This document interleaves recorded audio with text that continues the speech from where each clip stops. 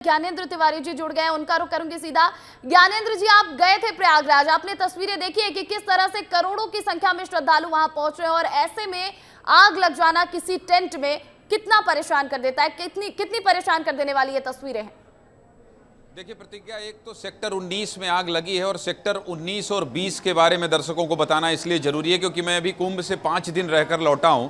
Sector 20 जो है वहीं सारे अखाड़े हैं, जितने भी अखाड़े हैं, जितने शाही स्नान के लिए, अमृत स्नान के लिए साधु संत नागा साधु जाते हैं, वही सेक्टर 20 और 19 में ही सारे अखाड़े हैं। और ये जो रेलवे ब्रिज के नीचे जो दिखाई दे रहा है, जहां भारी आग दिखाई दे रही है, किस तरह से आग धू धू कर जल रही है, वहां पर छोटे छोटे टेंट किसके हैं? या तो वो अघोरी संत हैं या तो नागा साधु हैं, और वहां बहुत भीड़ होती है। छोटे छोटे टेंट बने हैं। 19 और 20 रेलवे जो ब्रिज दिखाई दे रहा है उसके नीचे जो आग लगी हुई है, और जो मैं देख पा रहा हूं, यहां हम लोग रात भर घूमे थे और केवल इसलिए कि नागा साधुओं का इंटरव्यू करना था, इसलिए ये जो जगह है, इस जगह में आग पर काबू पाना बहुत इसलिए जरूरी है क्योंकि इतने घने तौर पर यहाँ टेंट लगाए हैं कि एक के बाद एक मतलब बहुत सटा हुआ है। ऐसे में अगर आग लगी है और 2-3 टेंट में लगी है तो ये आग फैलती जाएगी। हालांकि आदर्श ने बताया कि किस तरह से पूरे कुंभ क्षेत्र में, पूरे मेला क्षेत्र में फायर ब्रिगेड की व्यवस्था की गई है, लेकिन अभी इस वक्त की सबसे बड़ी खबर यही है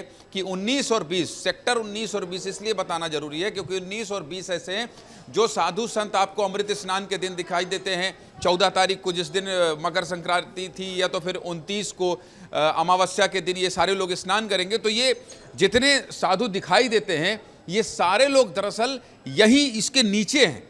तो ऐसे में कोई जान माल की हानि ना हो, किसी का नुकसान ना हो, किसी की जान ना जाए, ये सबसे बड़ी बात होगी। हालांकि जो फायर ब्रिगेड की टीम है वो मूव कर गई है, केवल एक जगह से नहीं, कई जगहों से गाड़ियों को भेजा गया है ताकि आग पर काबू पाया जा सके। लेकिन 19 और 20 सेक्टर में साधु बड़ी संख्या में हैं। 20 में सारे अखाड़े हैं, जितने अखाड़े अमृत स्नान के लिए जाते हैं, और उन अखाड़ों के जो साधु संत हैं वो साधु संत अंदर रहते हैं, अखाड़ों में रहते हैं, या तो बाहर छोटे छोटे टेंट बनाकर रहते हैं। ऐसे में सबसे बड़ी बात ये होगी कि कैसे इस आग पर नियंत्रण पाया जा सके प्रतिज्ञा, क्योंकि अगर आग जिस तरह से भीषण दिखाई दे रही है उस पर बहुत जल्दी से काबू नहीं पाया गया तो बड़ा नुकसान हो सकता है। बिल्कुल ज्ञानेंद्र जी, आपसे एक और बात समझना चाहती हूँ मैं, क्योंकि देखिए हर टेंट में क्योंकि साधु है तो संत है, वहां पर वो पूजा पाठ कर रहे होते हैं, हवन यज्ञ कर रहे होते हैं। क्या आग इस वजह से लगी है, या फिर देखिए हर जगह भंडारे का भी आयोजन किया जा रहा है, तो क्या आग इस वजह से लगी है? वजह क्या हो सकती है इसके पीछे की?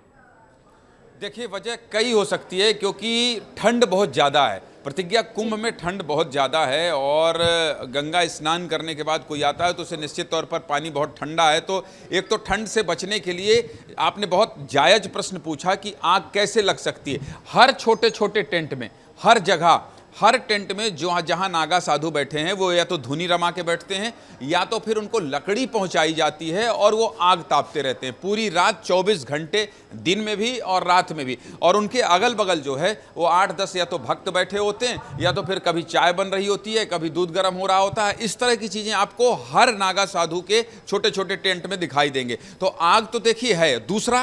दूसरा इस वजह से भी लग सकती है क्योंकि जो टेंट बनाए गए हैं छोटे छोटे साधु संतों के, ये रेलवे जहां पे आग लगी है उसके बारे में मैं विश्लेषण कर रहा हूं, उसके बारे में बता रहा हूं कि 19 और 20 सेक्टर में जो नागा साधु बैठे हैं उनके जो टेंट बनाए गए हैं वो पॉलीथीन के बनाए गए हैं। एक तो आप टेंट सिटी दिखाई दे रहा है जहां सब बड़े लोग रुकते हैं, जाते हैं, पैसा देते हैं, बुक कराते हैं, वो कपड़े का बना हुआ है, मोटे तिरपाल का बना हुआ है। लेकिन ये जो टेंट है ये पॉलीथीन का बना हुआ है।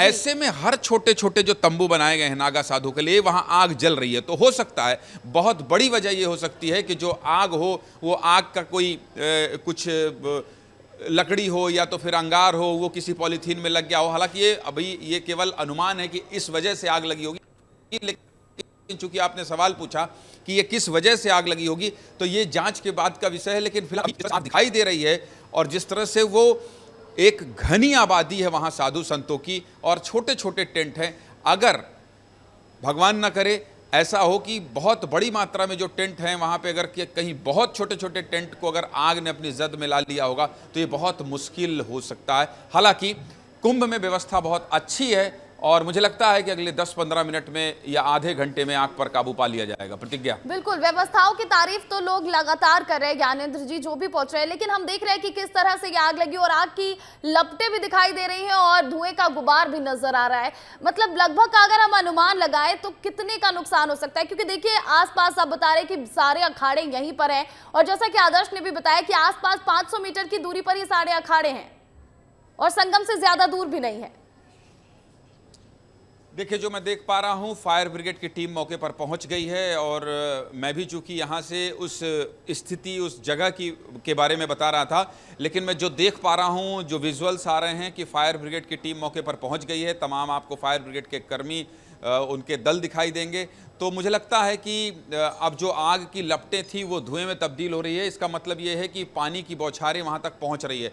तो ये एक अनुमान लगाया जा सकता है, जैसे मैंने आपसे कहा, कि अगले 15 मिनट में या आधे घंटे में आग पर पूरी तरीके से काबू पा लिया जाएगा, क्योंकि मैं ये देख पा रहा हूँ कि भीड़ वहाँ बहुत ज़्यादा बढ़ गई है और लोगों को खाली कराया जा रहा है।